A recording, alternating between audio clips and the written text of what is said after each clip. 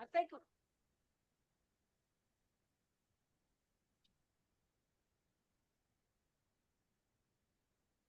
Okay.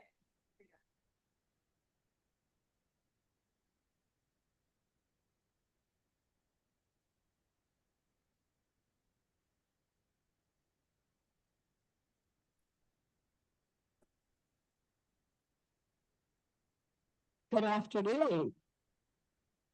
It's a great day. I'm President Joyce Montgomery, and a year of inspired action. We approved 4 new members at Monday's board meeting.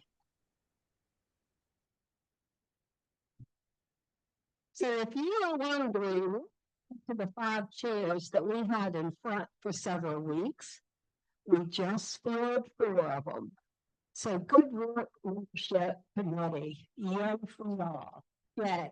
Hey, that's inspired action. And we also want to keep in our thoughts Nancy Horn, who lost her significant other last Thursday, John Shotwell. So we're making her in our thoughts, and we're also sending a card around for everyone to sign. So please keep Nancy in your thoughts. Our call to introspection today and our pledge of allegiance is Don Wood.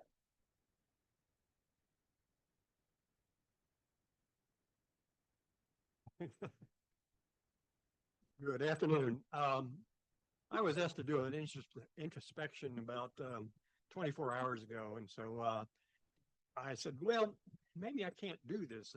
So no, I can do this. I did it all right. I went to Google. Google AI, and I asked Google, why do people give financially and of their time?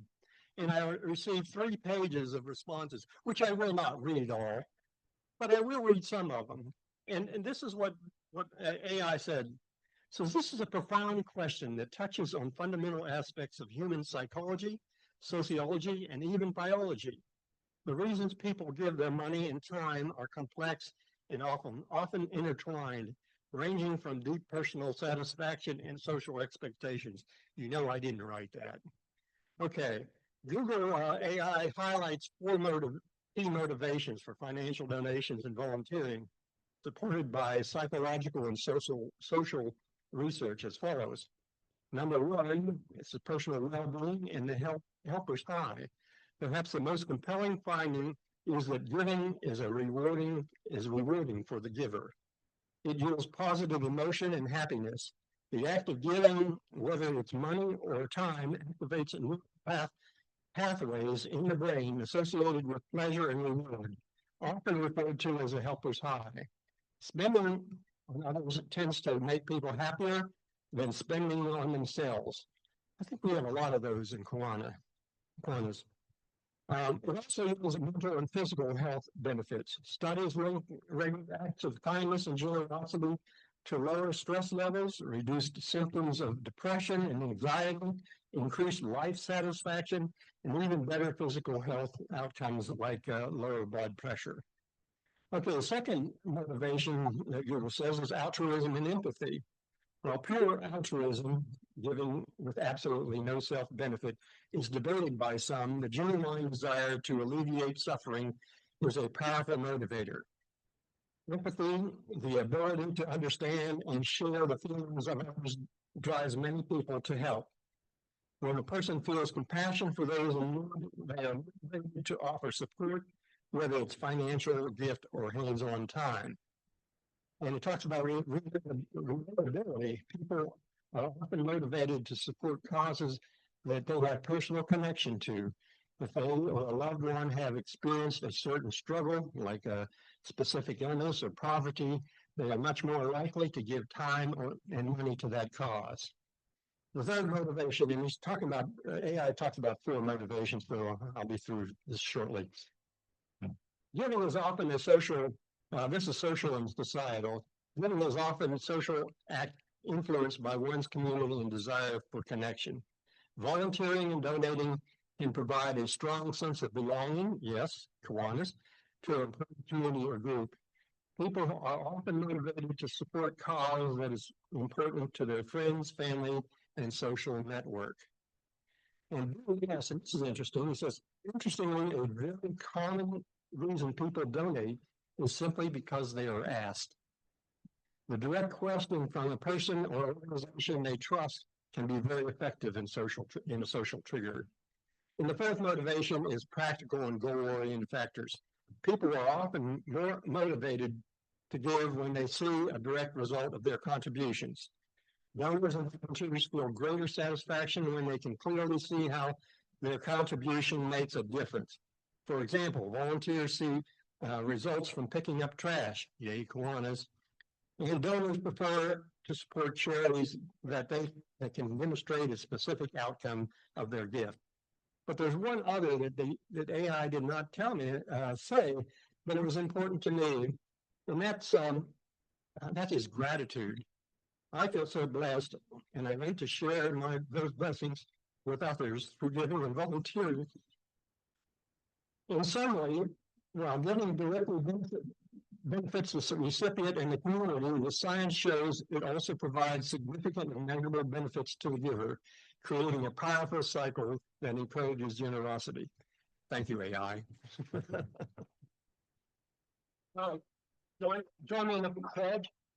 I pledge allegiance to the flag of the United States of America and to the republic for which it stands, one nation under God, indivisible, with liberty and justice for all.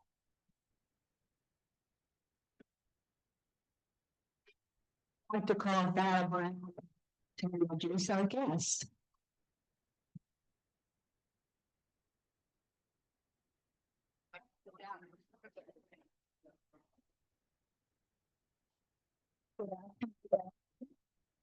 As you know, and this is my third week in a row because we're on to 2 pages yet again of guests. So I thanks to all of you.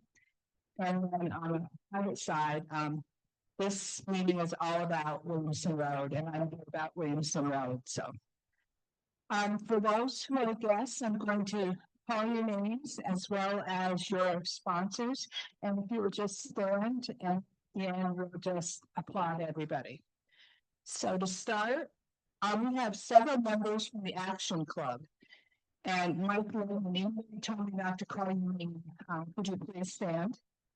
And those from the Action Club are here is Charles Ramirez, JJ Harper, and John Worley, Dana Roby, and Amy Parker. And then also guests of Chris Rouse.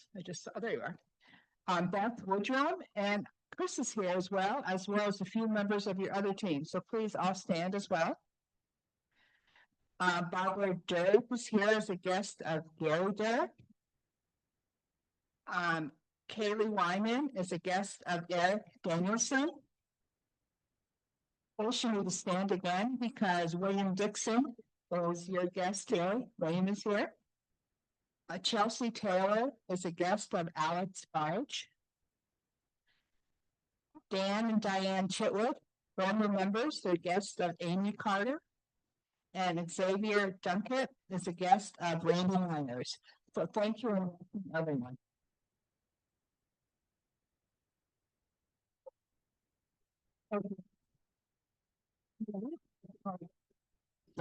Our presentations today.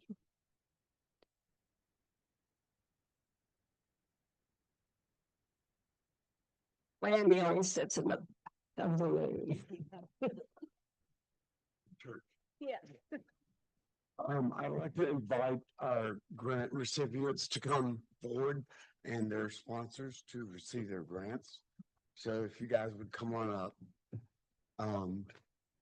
Alex and Chelsea and Xavier, come on up. We are so fortunate to live in a community that has various organizations and people who make life a little better for other people.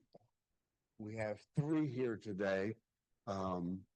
And what I'm going to do is introduce the sponsor. The sponsor will tell you a little bit about the organization and introduce you to their representative who's here today. So, Alex, why don't you go first with brain surgery?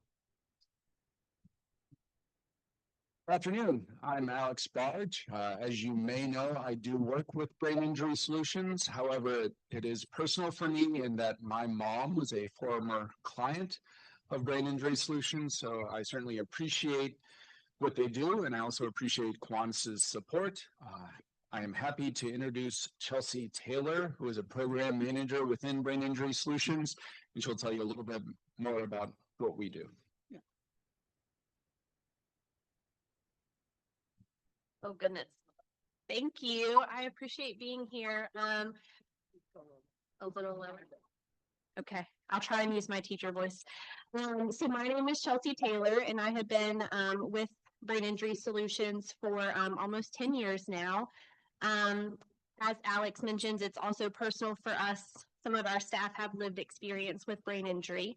My mom passed away from a brain aneurysm when I was 2. And so I really love being able to connect our survivors and their caregivers with hope and inspiration to help them with their recovery. So we were founded in 2000 by a mother and father, Fran and Greg, whose son had a brain injury when he was just outside playing through an accident. And they realized that at the time they got really good care in the hospital, but then when they got home, what's next? And so they set out to create that support to help folks with their recovery and to navigate their new normal. And so that's what they did. We have outgrown our name. We used to be Brain Injury Services of Southwest Virginia. And now we changed to Brain Injury Solutions because that's exactly what we try to do, is provide solutions to our survivors in their recovery. We do that predominantly through case management, and our case managers meet with our clients on about a monthly basis to help them meet their goals. So whether that's they recently had a stint in a rehab and they need to come home, they need to make home safer for them, we can help them with that. If there are financial needs, navigating Social Security and social services is often very difficult for a lot of our survivors. And so that's something that our case managers really help them with. In their new normal, maybe they want to go back to work or go back to school or really reintegrate into community and whatever that may be. And that's what we do. We're also advocates first and foremost. So I just wanted to express our gratitude for being here today and being with you guys. Thank you.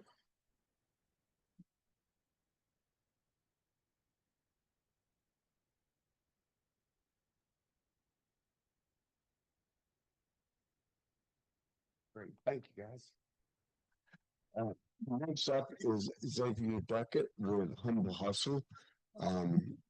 Lois is the sponsor for Humble Hustle, but she's not here today, so I'll try to say a few words. The purpose of the group is to encourage young people to participate in leadership building and college development, empowering some of the underserved youth in this area. The way we do that is increase their access to career readiness and foster confidence in leadership and professional skill development. And we'll do that through seminars. Xavier is going to tell you a little bit about their organization and what they're going to do with the money. Good afternoon, everybody. Good afternoon, everybody. There we go. There we go. My name is Xavier Duckett. Again, I think I spoke with you all before, so it's nothing but a blessing to be here again. As he said, I run the CEO and founder of the Humble Hustle Company. This is our 10-year anniversary. We have 3 major programs. One is Humble Hikes. That's where we do outdoor recreation with youth. To date, we've done and exposed over 1,400 kids to biking, kayaking, camping, mountain bike riding, rock climbing, so have you. All of the many assets that are in the Roanoke community. We also have a program called Pretty Humble. That's where we do a yearly conference at Highlands University. expose the girls to different pathways, from arts and beauty to STEM and tech to mental health, what have you. We have a boys conference that we just finished up as well, and that's called Fuel Your Future. That was at Virginia Tech Carolian School of Medicine. We just finished that conference, and it was 108 boys. Again, it's just parallel with the girls conference, and we introduced the young boys to different career pathways. And we have a program called Keep Giving Initiatives, and that's where we do our yearly coat drive, which is going on right now. And we're providing coats to brand new schools in the Roanoke area. We've done that for about 8 years. This year is for Preston Park Elementary. And so, again, with this grant, the purpose of that application was to increase the conferences that we do. Again, we do 2 conferences a year for boys and girls, and we want to expand that with more interaction, more development, more strategic opportunities that we can bring the kids. Again, thank you for this opportunity. If you ever want to get involved, you can look us up at thehumbleHustle.org. We also have a physical space at 601 11th Street, Northwest.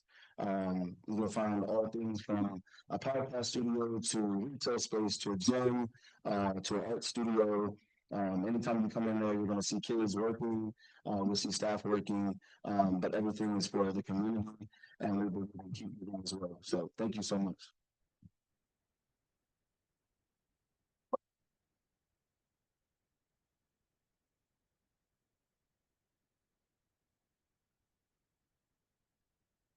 Thank you.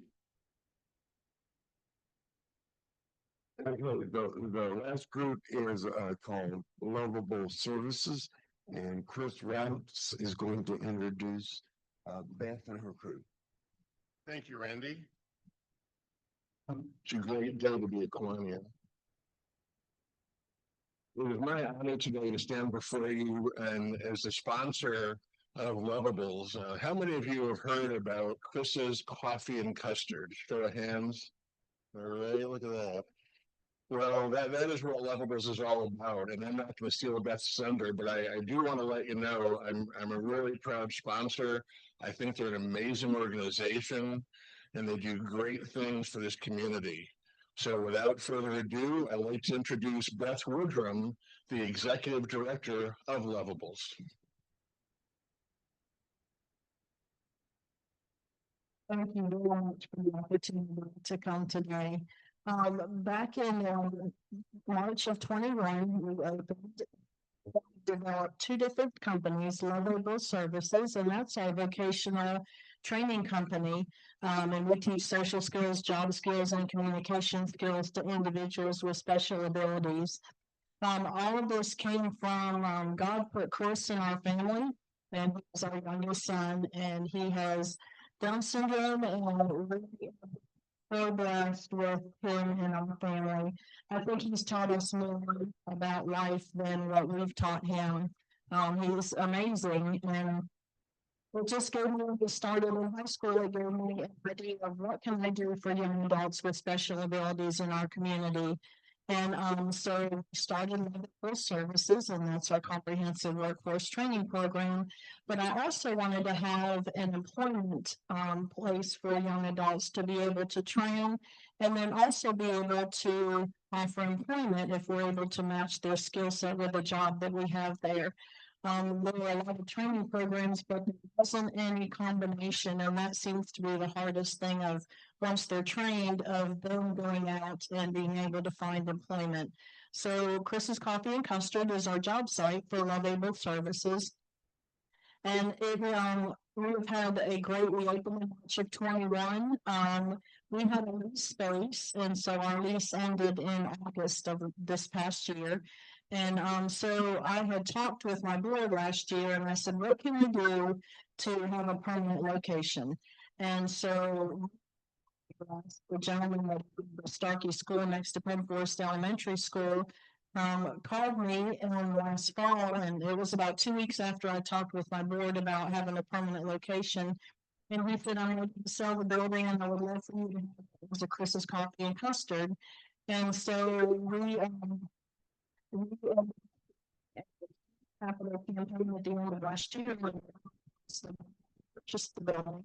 So we purchased it in May, and I found out at the same time that we were gonna get an extension on our lease. So we went to Roanoke County and asked if they would do the kitchen for us.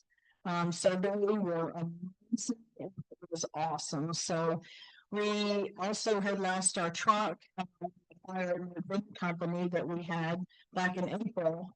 So we were able to get a new trailer built. And we just finished about 3 weeks ago our kitchen, which was phase 2 of our building. Oh, excuse me, phase 1.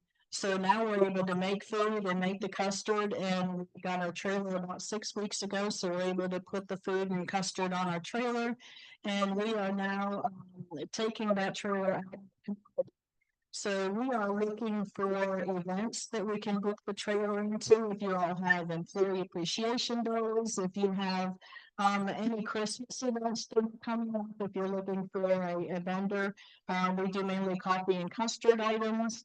And so we are just looking to do all kinds of events in the community that we can get into. So we have some amazing events that work with us, and I brought 3 with me. I told them they can say it's all the time we have. So let me start with, this is Elijah. Where are you, Elijah? So this is Elijah, and he's been with us for probably 3 years. Yeah. About 3 years. So I wanted to introduce him. So what means the most to you of being with Chris's Coffee and Custard? Being at Chris's Coffee and Custard, it was an awesome place and amazing hard work. You gotta work hard, keep going. God is good and God is awesome.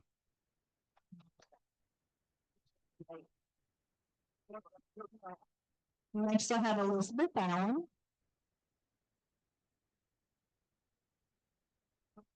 Real close.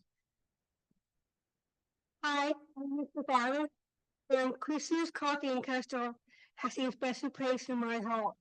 That's because we have grown our faith at Christmas Coffee and Custard. So thank you.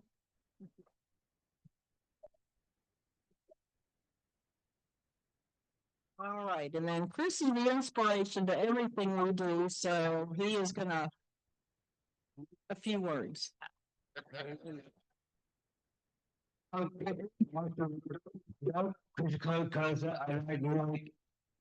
Sometimes pass out friends and my family, the customers. Those are happy. Thank you, Chris. So I want to thank you all for the grant that you all donated to us and for helping us expand our mission. We are going to use that to for renovations in our conference room, and that is going to be our vocational training room. And we're also going to start, as soon as we get finished, we're going to start an action club. It's going to be housed over at Chris's, and so we'll use that vocational training, that conference room, to house that club. So we're really excited about that. And thank you very much for your support.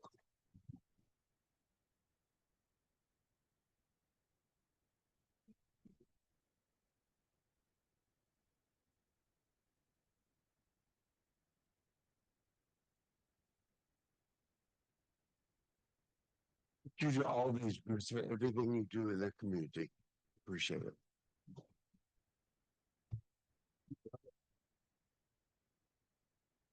Thank you, Randy. That's very inspiring for us to be able to serve our community the way that we do. So I'm very happy. All right, announcements. So, talk about since I last seen last Wednesday, we had a dinner to pick and a member's corner. I call that inspired action. With 3 events. So to join these things, you must have, because we I could spend plenty of time talking about officers, but I do want to There's been one for the students that do it, so. Okay.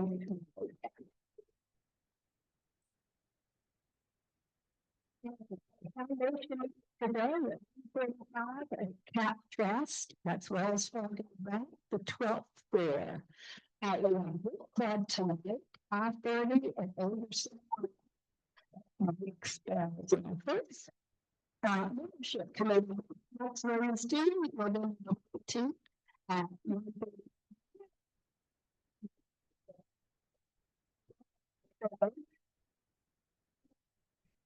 last week. Yes, so we are good. That was Jill Slash, Mike Brown, and Andre. And I'm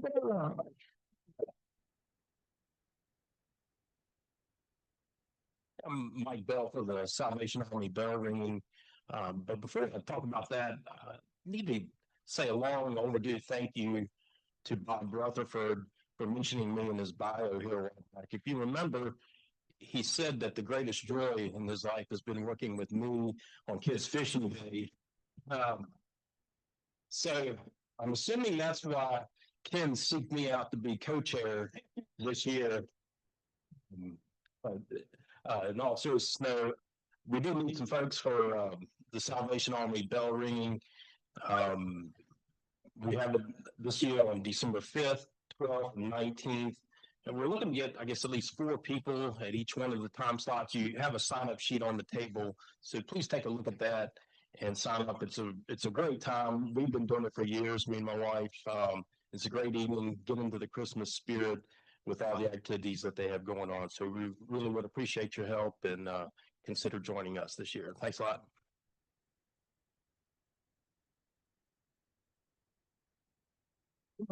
Brooks, the founder, best job in Kiwanis, except past president. That's absolutely the best. We went to Oladeo and had a great time. We had private ring and private party, and we were having a good time. The food was great. The company was even better. We have tried to plan one activity a month for our Kiwanis members who work so hard to have a good time. Our next activity will be a Christmas party on December 9th. And I think this might be a brag, but I have to brag on Larry. Now, whatever we're talking about, he always comes through with a place to have it. And he did this time. It's at Hidden Valley Town, the town of at Hidden Valley Community Center. I'll have sign-up sheets next week. Amy is going to cater. It's going to be bring your own bottle because we would have had to buy a liquor license there, and we think that will be easier. And that also means the price is very, very good. It's $18 a person. So December 9th, bring your sweetheart and come and celebrate with your Kiwanis friends.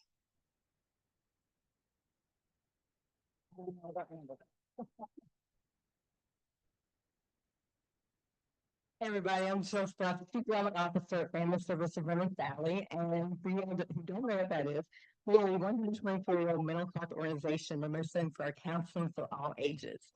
But for more than 20 years, according to Jenny Lee, our Kiwanis Club has sponsored our Kind Angel Project, and this is for our guardian friendship clients. Actually, we serve more than 100 of these folks through our public and private guardianship. And folks, these initiatives are going to folks who are in assisted living facilities who otherwise receive nothing for Christmas.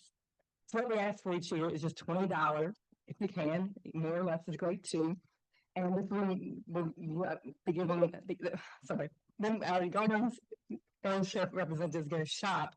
They know what the guardians need or want, and that way they get holiday gifts. So I've got place to fly on every table, I think. There's a QR code if you like to go online, use your credit card to make a donation. Please give me cash or checks today. Today is the deadline. since next week these folks start the shopping. So appreciate everything. Since I'll be at $490. Appreciate it very much.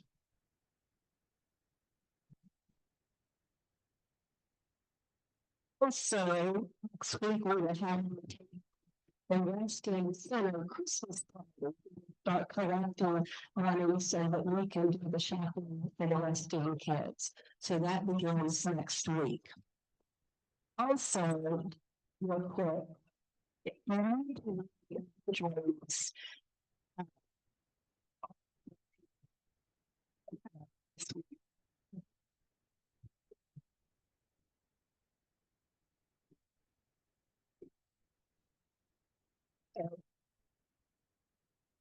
What? Oh, and photos are coming. That would be bad. But anyway, we had time for just a couple of breaks. Jason Younger and Steve McGraw. This is quite a duo here. Very dangerous.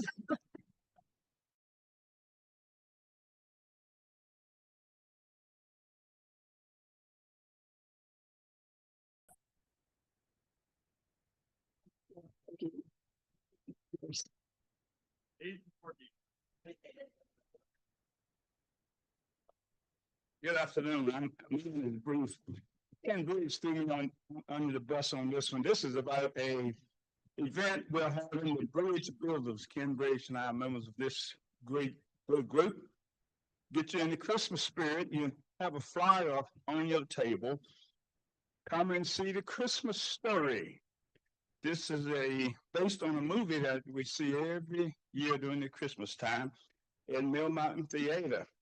However, 12:30, there will be heavy orders prepared by our own Amy, chicken salad croissant, ham biscuits, fruit salad, assorted cheese and meats, fried meatballs, spinach and artichokes. Is that right?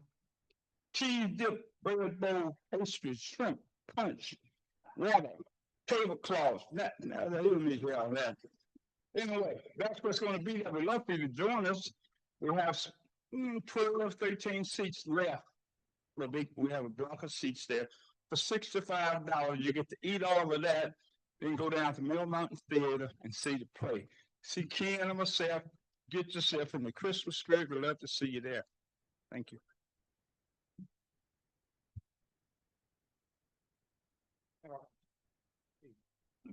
He hadn't kept that short. I wish I could bring on JC today, but I can't. Sorry. I'm going to give you the McGraw version of what Don Witt told us just a moment ago. Okay, this is the McGrawism. Without compassion, man is just another animal in the jungle. Right, Don? Thank you.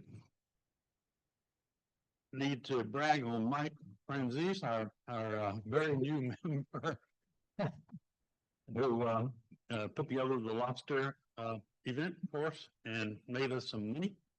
And had it not been for Joyce and John Montgomery making that drive to Lynchburg and back, it would not have happened. So it was great teamwork. Thank you, all three of you.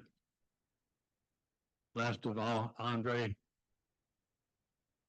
sorry to interrupt you, put on a great Mexican dinner the other night, and the hallmark for me was hearing countless David Hartman jokes. Thank you.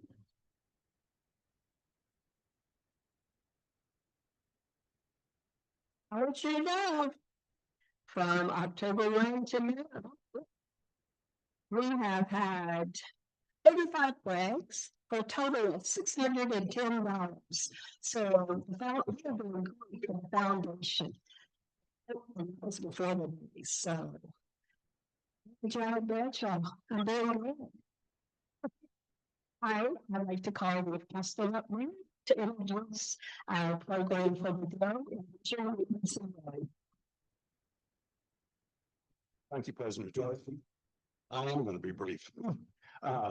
It's my pleasure to introduce Rob Isom as a speaker today. Rob grew up in New York. He has a mathematics degree from Concordia College. His professional career, fortunately, brought him south.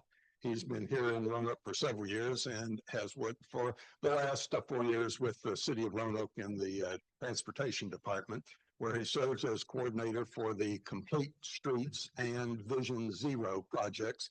He's had the opportunity to direct a variety of safety endeavors. He's married to his wife, Lisa. They have 3 sons of variable ages. Rob is an enthusiastic cyclist. He, over this past weekend, rode a tandem bicycle with his wife, Lisa, over 150 miles. If I were going on a bike trip, I went on a bike trip once, and it was about 65 miles, and it took me 5 days, I think. But anyway, he is interested in a variety of outdoor endeavors, and Roanoke certainly seems to be an ideal place for his family to be located. Today, he's going to talk to us about Vision Zero and an update on the Envision Williamson Road project. Rob.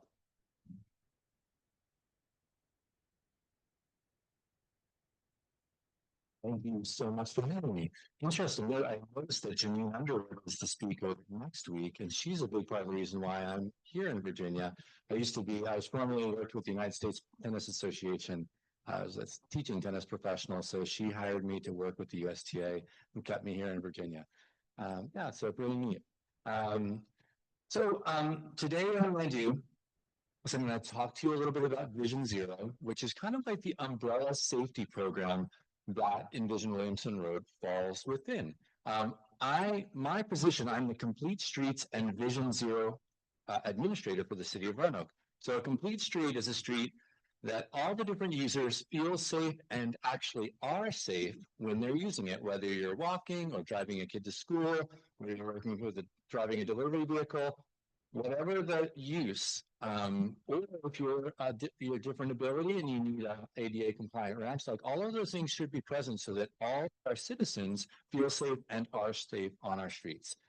So that's Complete Streets and Vision Zero. That's our city's commitment to getting from where we are today to 0 serious injuries and fatalities on our roadways.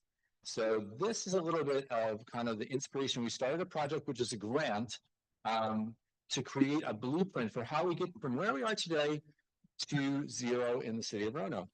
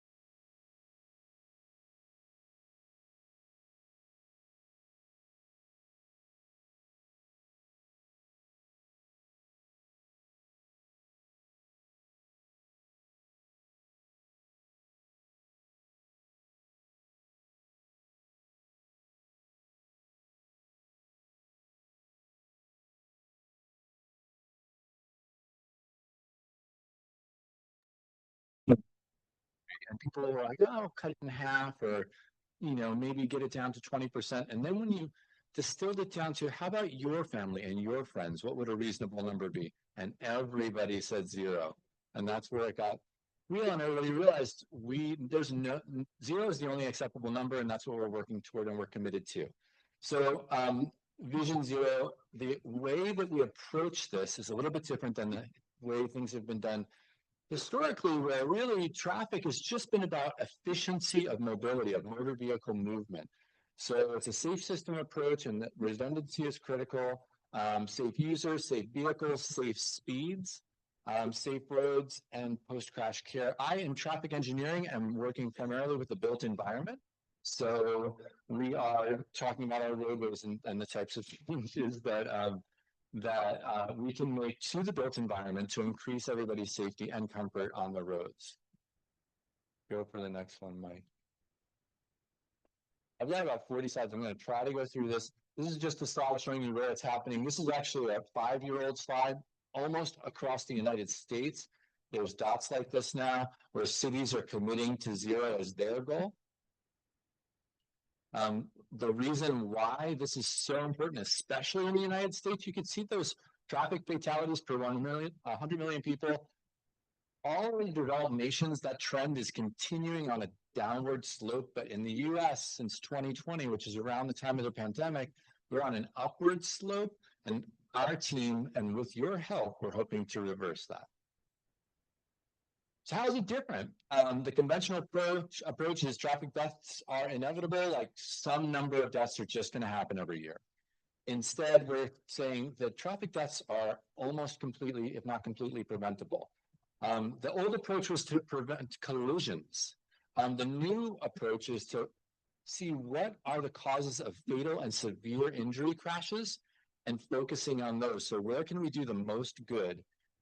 Perfecting human behavior, integrating human error into the approach is the new way of looking at this. So in the past, they would basically say, oh, this would happen because somebody wasn't driving right, or it was a human error.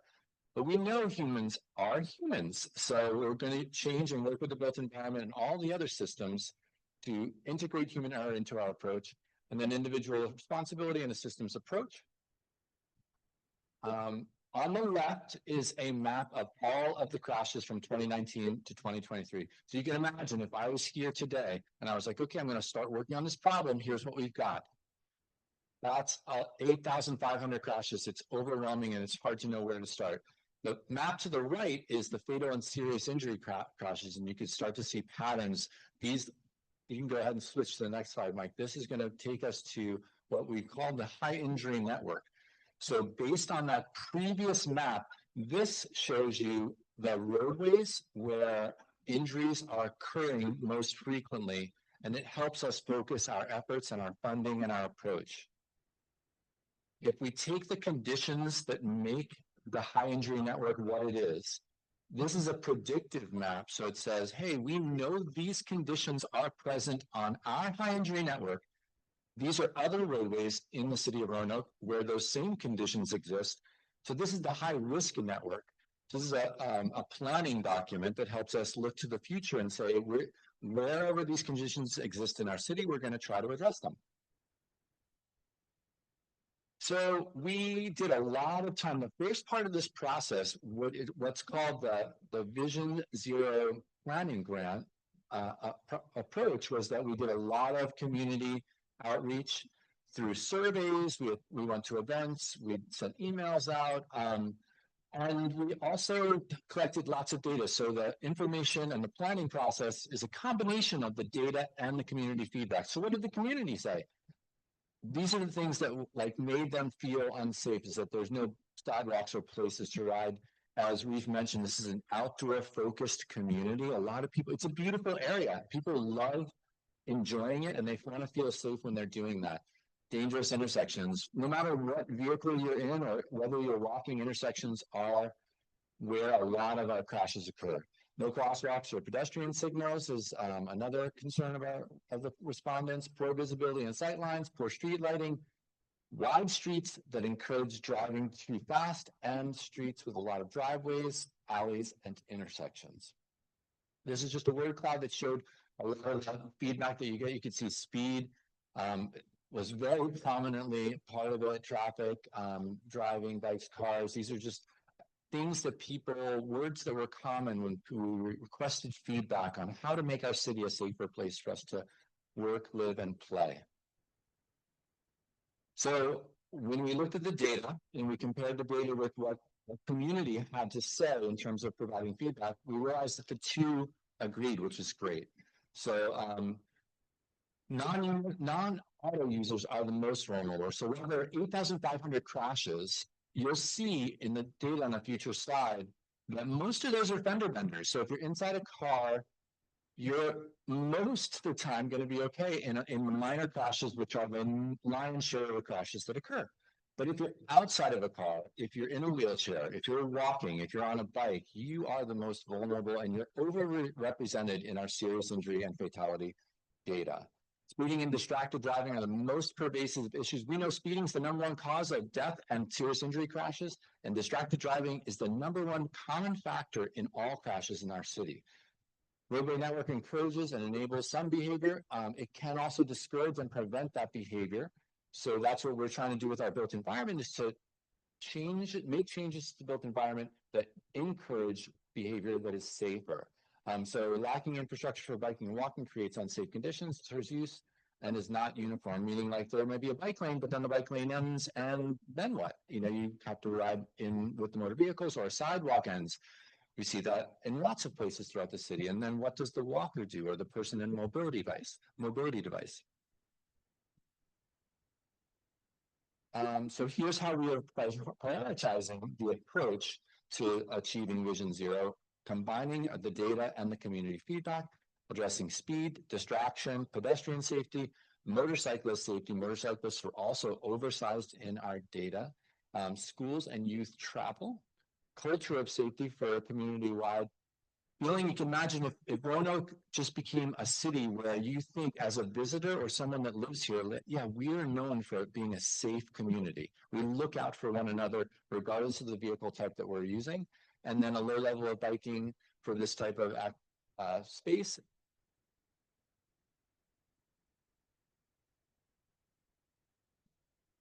Okay, so this next slide, these are just an example of the safety measures that resulted from the process of developing a safety action plan. So leading pedestrian intervals, high visibility crosswalk, removing slip lanes, raised intersections. These are all approaches to improving safety that you'll see when the safety action plan is made public, which is coming up in just the next few months. We also have done a number of demonstration projects where we've partnered with community groups and residents. So this is Old Southwest and the Mountain View communities have requested traffic calming through this corridor. There was some displacement traffic that occurred when the Wasina Bridge closed. So this is this beautiful art project that's on the street that basically narrows the roadway to a safer city standard 10-foot wide lanes. It used to be really wide lanes on this street, and it would just feel like you could race down it, and cars did. That curve that you're seeing there also changes the radius, the turning radius, so that turning radius is more slow and careful for the vehicles that are exiting the street that's just out of the frame here. This is another example of a community-led safety project. This was a 37-foot wide street, and it was a straight street. That's the Lansdowne community, which is one of our largest communities. Across the street from Lansdowne is the new Melrose Plaza, which is a grocery store and a resource center. This project started as just a crosswalk enhancement. They have one mid-block crosswalk, and we applied for grant to just improve the safety of that crosswalk with a rectangular rapid flashing beacon and some street art and some curb extensions. The people we were working with the grant, the Walkability Institute of Virginia, they loved this project so much, they said, let's make it a corridor-wide project. So it starts at 24th and goes all the way up to the Envision Center. The residents that you can see are across the street. They actually let their kids play on scooters and other devices. And that near the art project that's on what's the north side, but it looks like the south side of the screen, but it's the north side of the street. Anyhow, this has been a great success. You can go to the next slide. Both of these projects were created by residents. So we helped them. The request was for traffic calming and improved safety. We worked with them from traffic engineering and transportation division standpoint. And then the residents themselves put it on the ground with us and with the artists and the Roanoke Art Commission. It's a lot of fun. And it's so nice when the community installs something, there's a sense of ownership and pride in caring for it. So this is another simple project that this residents have requested. Oakland was also seeing some cut-through traffic. This was kind of a test project for us where we added some high visibility crosswalks, then we added these diamond shaped islands in the middle of the road, and we put the sign that says stop at state law for pedestrians in the crosswalk. And this has had a significant and measurable traffic calming effect. And the residents along the street are really pleased with the result. So the next steps, we have a draft document that has been sent to our city administration. When I say a draft document, I'm saying a draft of the safety action plan, which is our city's blueprint from getting where we are now to 0 fatalities and serious injuries. This month, City Council will review that draft and hopefully adopt it in December. And we're going to have a safety summit, hopefully right at the beginning of next year, if all this stays on schedule. So now to just give you an update on the Envision Williamson Road project, which really falls under the umbrella of Vision Zero for our city.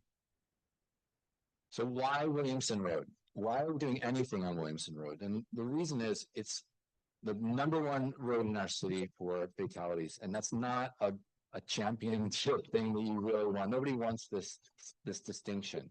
It's also top #1 state segments statewide and in the top 5 statewide segment as well. So those are you can see the data. This was compiled by our consultant tool design for the Vision Zero Safety Action Plan. You can go to the next screen, Mike. This is not a Williamson Road. It's not unique at all to Williamson Road. Williamson Road is a 4-lane undivided roadway. Anywhere in the United States where this condition is present, where you have a 4-lane undivided roadway with many, many business inputs, lots of driveways, lots of side streets, it creates a dangerous situation. So the city of Roanoke and cities across the United States and world are addressing this with different approaches. But you have head-on collisions, left turn conflicts, rear end crashes. I mentioned earlier that distracted driving is the #1 cause of crashes in the city of Roanoke. You can imagine if you're going down Williamson Road and you're going to make a left-hand turn, but in the prior 4-lane configuration, you just stop in the lane. And the car behind you, if that driver is distracted, they might rear end you. This happened to one of my coworkers. So my office is in Public Works. One of my colleagues gets to work on a motorcycle. He had just stopped to turn left. A woman driving a minivan behind him didn't touch her brakes. She ran right into him on his motorcycle. Luckily, he's a young guy and he's going to be okay, but it was a catastrophic crash and it happened. And those types of crashes occur all the time without a center turn lane. So a center turn lane provides a real true safety improvement. So the key factors are a lack of a dedicated turn lane with this configuration, head-on collision risk. So if you're just driving with opposing traffic, the only thing separating you from opposing cars is a yellow line in the middle of the road. That's less than ideal in this type of arterial situation. Increased pedestrian and bicycle risk, frequent lane changes. So you can remember if you've driven on Williamson Road before, cars would be darting from left lane to right lane to try to get down the Williamson Road corridor quickly. That frequent lane changes, increased risk for all the different users, whether you're a pedestrian, a motorist. And the vast majority of crashes on Williamson Road were only involving motor vehicles. So, wait, don't stay on that one more time. I just want to say the complex crossing judgments, if you're just trying to cross the street and it's a 4-lane road, you have to make sure both lanes coming from your left are clear and both lanes are coming from your right. If you're a pedestrian and you're going to try and get across that 4-lane street. If there's a center area, then you can cross like the southbound lanes, get to the center area, and then you make a separate decision to cross the northbound lanes. Then the last is higher operating speeds. Now you can go ahead and switch the lane. So this is just an illustration of how complex all of the potential turning movements are. And this is everywhere. Like this car is coming out of a parking lot. Right next to it is a roadway. Right beyond that is another entrance. So you can see the number of potential conflicts in a 4-lane undivided, wherever the road is, are really significant. Go ahead. So the process and the way this worked for the Envision Williamson Road project was to create a vision. Then the consultant group, which was Nelson Nygaard, they helped the steering committee identify safety measures, which are called countermeasures, and then pair those countermeasures to the Williamson Road corridor and then select a approach. So here's something we'd like to try in a demonstration project that will last 6 months. So go ahead to the next slide. There's a lot of different approaches to engagement, which is crucial with the steering committee. So there's a steering committee, a walk audit, which we did. There's a web page for the project. A postcard went to the entire corridor. Online survey, presentations were given. One was given to the Kiwanis Club, all different clubs, and then engagement boards at every event that we could get ourselves invited to prior to this project going live. Steering committee met on all these different occasions. The steering committee was made up of neighborhood group, association leaders and business owners along the corridor, and also residents along the corridor. The vision statement for Williamson Road that resulted from this project was Williamson Road, a vibrant, multinational business and residential community that creates, connects, and supports sustainable, safe, and accessible destinations. These are some of the countermeasures that were considered. Basically, what the Nelson Nygaard group did is they said, hey, here's the safety issues that you have on Williamson Road based on the conditions that are on the ground. Here's a bunch of different countermeasures that could be a match. And then the steering committee did a process that you can go to the next screen, that basically allowed us to prioritize which safety measures would basically have the greatest bang for the buck on Williamson Road. Like, we want to do the most good with the resources that we have available. So the considerations were road user safety, vehicular access, multimodal access, and the lack of effort, which means, like, is this possible? Is it even feasible from a cost perspective or a land use perspective? Go ahead to the next one. And this just shows you it narrowed down to 10 proven countermeasures that were then ranked and evaluated for their specific compatibility with this corridor on Williamson Road. 2 approaches were in the kind of finals for the demonstration project. 2 of them using the current layout. One, which really just formalized the crosswalks that were in this corridor. Which went from Pocahontas to Angel, goes from Pocahontas to Angel. Option A2, it also improved the crosswalks, but added some curb ramps and a side path. So a side path is a 8-foot minimum space on the side of one side of the road that is for multimodal access. Then the lane reconfiguration was approach B, and that had like an interim lane configuration option and also adding crosswalks. And then option 2 for lane configuration was a lane configuration where crosswalks, curb ramps, continuous sidewalks. As you know from the Williamson Road corridor, sidewalks are not continuous. And even when they are continuous, the condition of the sidewalks oftentimes isn't perfect.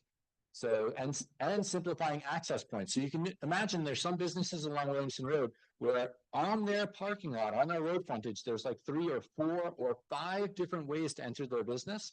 Every single option you have for going into a business is another conflict point. So if you simplify the access, you also simplify the contact, the access points or the conflict points, and you improve all user safety. Next one, Mike. So this is just a visualization. Option A1 is basically what's on the ground right now. 4 lanes with crosswalks that have been improved. Option A2, you could see that's the side path on the left side of the screen. That ultimately was not selected, just to kind of speed ahead here, is because that would have been required for a demonstration project is a kind of a relatively low budget.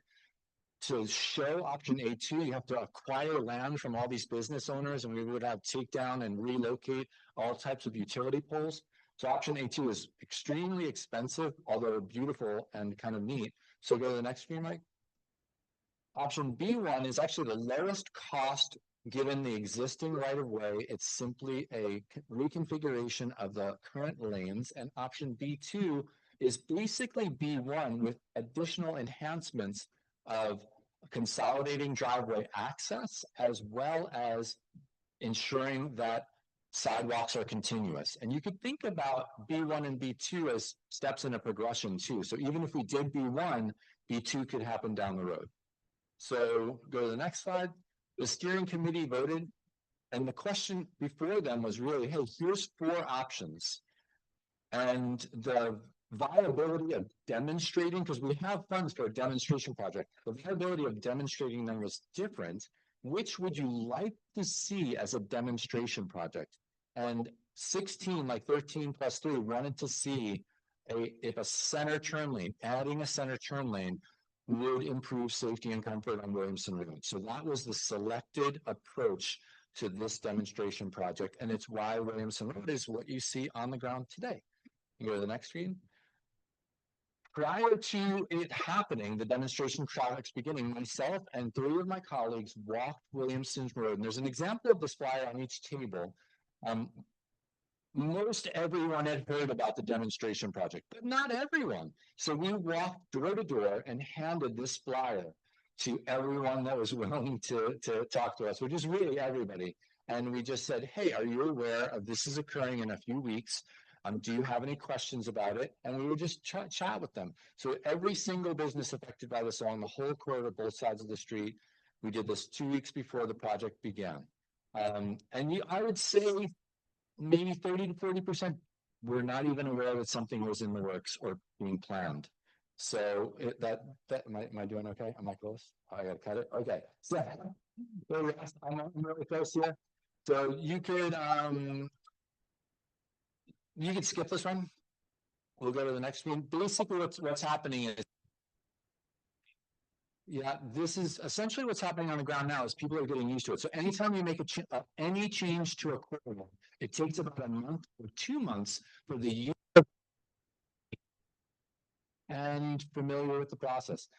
One of the things was just getting used to a center turn lane. So when you're turning from a business or a side street, using that center turn lane as your first movement and lane of travel. So if you're making that left-hand turn, doing so first into the center turn lane just makes it easier. And then the next slide, I think you could just quickly go to the next one if that's easy. Is a lane in the center? Yeah. I'll tell you what, we'll just wrap it up right there because I'm out of time. But essentially, we've gone back and we walked the whole corridor again to touch base with every business along the corridor and the people that work with the businesses and just say, hey, what's on the ground? Do you have any questions? And is there any information? We got some feedback. We've already made some adjustments to the demonstration project based on the community feedback. And it's a critical component of this. It's a learning process. In January, this demonstration project will end. Next spring, that whole section of Williamson Road will be repaved with fresh new pavement and new markings will be put down. What markings they are is still up in the air. Like we're determining that through this demonstration project and the information and the community feedback that we receive. Thank you so much. And do I have time for a few questions? Would you stay afterwards? Answer? Yes. Okay, that would be great. All right. Thank you. But, okay.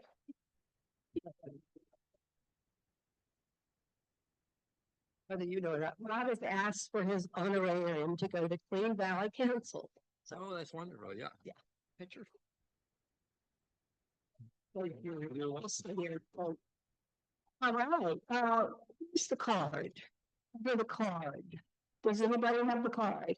If you bring it to John, great. Yes, Rob's gonna stay in if you have questions and talk to you, which we appreciate. Thank you, Rob. Next week is Janine Clip. Produced by Ruth Kessler. And with that, we will adjourn. 1 minute.